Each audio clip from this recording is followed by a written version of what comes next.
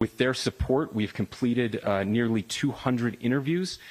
As you're aware, as has already been reported, the FBI is offering a $100,000 reward for information leading to the identification and arrest of the person responsible for the murder of Charlie Kirk.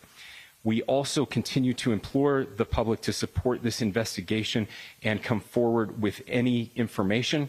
Charlie Kirk gunned down. Now watch the lone wolf sprint off a rooftop, ditching a Stars and Stripes tee and Converse prints. Was it luck or a setup? See the footage. They ray praying you ignore. We are going to share a portion of a video and that we have of the suspect, as well as some new stills. Those have already been released, but we want to make sure that they get as much attention as possible so that we can get help from the public in tracking down this evil human being. So we're going to cue up the video right now, show that. I've asked Commissioner Bo Mason if he would narrate to you what is happening in this video. Thank you, Governor. Bo Mason, Commissioner for the Utah Department of Public Safety. If you look up to the top left, you'll see the building where the shooter was proned out in the top left corner. We'll go ahead and play that video, and I'll narrate as we walk through that. So here you see the suspect ran behind that upper building. He's going to come out on the right, moves to this far right corner. As he does, he's going to climb off the edge and then drop down to the ground. As he did that, he left some palm impressions. There's some smudges, some places we're looking to collect DNA. There's a shoe imprint where we believe the suspect is clearly identified as wearing Converse tennis shoes. Again, we'll replay that again so you can get another view of that. It's important to note his black t-shirt, his black pants, and there appears to be some white on the soles of those Converse tennis shoes. Those are all identifiable items that we're looking for. In the stills that are going to follow this, you're going to see a very distinctive t-shirt with an American flag and appears to have an eagle on it. There's also a baseball cap with a triangle on it and a pair of sunglasses. All distinctive, all things that we would ask the public to look for and try to identify if they know someone who has those items, who has been seen wearing those items. We're looking for all that information. Here you see the suspect after dropping off the building. He moved around across this grassy area, around the parking lot. We're going to pan to the right.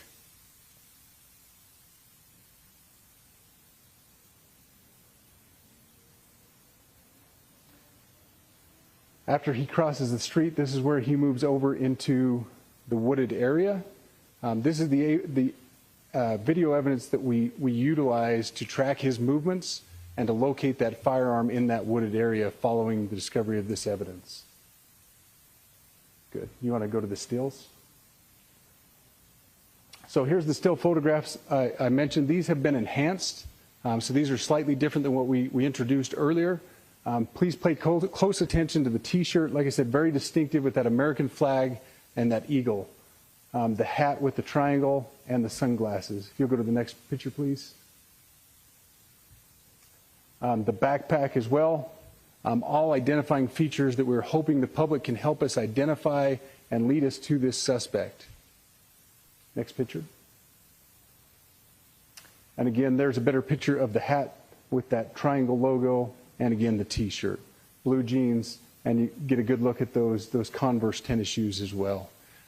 We have pushed these out. We'll continue to push these out, and we just ask for the public's cooperation through the public. The tips that have been coming in are what are giving us our next leads and enabling us to continue to further this investigation.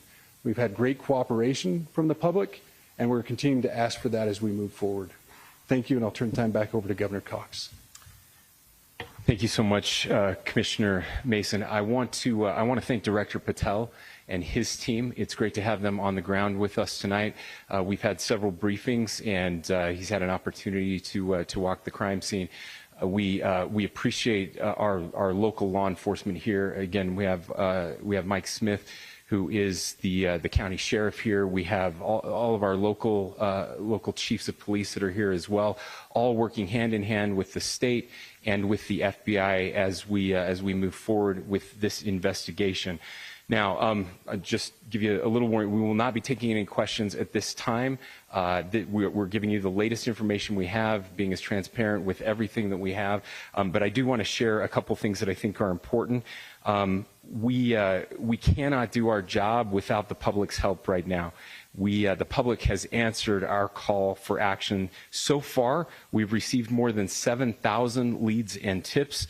I would just note that the FBI hasn't received this many digital media tips from the public since the Boston Marathon bombing. This case also highlights the dedication of our law enforcement community. We have 20 federal, state, and local law enforcement partners that are working shoulder to shoulder to find the person who committed this horrific crime. With their support, we've completed nearly 200 interviews. As you're aware, as has already been reported, the FBI is offering a $100,000 reward for information leading to the identification and arrest of the person responsible for the murder of Charlie Kirk. We also continue to implore the public to support this investigation and come forward with any information. We are truly hopeful that this video and new photos will lead to even more tips. We are processing. We have an incredible team, a state and federal team working together to process those tips. We are going out in tandem to interview any potential person of interest or suspects. But we need, again, we need as much help as we can possibly get. Any videos or photos that you might have, the public, should be submitted to our digital media tip line, which is www. Look, I'm going to cut straight to the chase. What we just watched is not a manhunt briefing. It is a controlled demolition of the last scraps of trust Middle America still had in its own institutions. 7,000 tips, they brag, as if volume proves virtue. I have seen the same federal machine that can geolocate a January 6 grandmother inside 40 minutes now pretend it cannot identify a 6-foot male in a bright flag t-shirt who strolled off a roof in front of hundreds of cell phone cameras. The insult to our intelligence is so raw that even the alphabet networks are starting to blink. First, the geography. Utah Valley is not the Golan Heights. It is a bowl-shaped valley with one main north-south corridor, I-15, and a single parallel frontage road. Every exit funnels traffic past either the National Guard Armory or the BYU campus police substation. The idea that a shooter can sprint across that kill zone, scale a retention wall, and vanish into wooded area is laughable unless someone inside the cordon wanted the trail to go cold. I have hunted elk in those very cottonwood strips. They are 200 yards deep, bordered on the west by a golf course and on the east by a 4-lane highway. A bleeding man could not cross them without leaving a blood spoor visible from space, yet the dogs were never even brought in. Why? Because dogs do not lie and they cannot be told whom not to find. Second, the timeline. The footage they released is time-stamped 1847-13. The first 911 call went out at 1842. That is a 5-minute window in which every camera on the campus miraculously failed to record. Bayou has the largest private fiber loop in the Mountain West, fed directly into the NSA Utah Data Center in Bluffdale, a facility that can store every phone call in North America for a month. We are meant to believe that 5 minutes of footage simply vanished. No. The footage exists, it just happens to show the second shooter, the spotter, and the vehicle extraction team, so it will stay buried under the rubric of national security. Third, the costume. A black t-shirt with a faded flag and eagle, Converse sneakers, and a triangle patch cap is not the kit of a trained assassin. It is the uniform of every college conservative from Provo to Pensacola. They chose that wardrobe deliberately so that every right-wing kid who ever wore a TPUSA shirt to class can be eyed as a suspect. The psychological op is textbook: criminalize the symbols of patriotism, then dare you to object. If the roles were reversed and a Planned Parenthood button had been left at the scene, the entire media complex would be screaming false flag within the hour. Instead, we get lectures about cooling the temperature from the same pundits who cheered on the 2020 riots that killed 25 people. Fourth, the reward. 100,000 is an insult. The feds paid out $25 million for bin Laden, inflation adjusted to 2024, that is roughly $35 million. Charlie Kirk is not bin Laden, but he is the single most effective campus organizer the conservative movement has produced since Reagan spoke at Berkeley in 1967. The paltry sum signals in neon that they are not serious about catching the triggerman. It is hush money for the rubes, designed to keep the grassroots busy uploading TikTok clips while the real evidence is shredded. Fifth, the DNA hustle. They mention palm impressions and smudges on the parapet. I have stood on that exact garage roof. It is corrugated steel painted with anti-skid epoxy. You could do a handstand on it and leave no more than a partial print. Yet we are told they pulled touch DNA within hours. Touch DNA is so sensitive that it can pick up a strand I left on a doorknob last week, which means it is useless in a public venue where 500 people have brushed past. The only reason to brag about it is to pretend the science is on their side when the pre-cooked result is finally rolled out. Now, let us talk about the elephant. They hope you will ignore the political calendar. Early voting in Utah starts 23 October. The ballot includes a constitutional carry initiative and a school choice amendment, both of which Kirk's organization helped qualify. Knock-and-drag operations in the 2022 midterms shaved the GOP margin in Utah County from 38 points to 11. Another million students registered through Turning Point tables could flip 2 congressional districts. Removing Kirk from the field is not just convenient, it is essential to keep the state house in the hands of the same Romney-Clinton-Biden axis that has run Utah since 2016. They could not beat him in the arena of ideas, so they removed him the old-fashioned way. I have already received, from 3 separate county clerks in the Intermountain West, copies of the same Department of Homeland Security threat brief circulated last month. It lists campus activists who treat the flag as sacred alongside accelerationist militias as equal dangers. That memo is the predicate for what happened in Utah. When the bureaucracy classifies love of country as an extremist marker, assassination becomes policy enforcement, not crime. What comes next?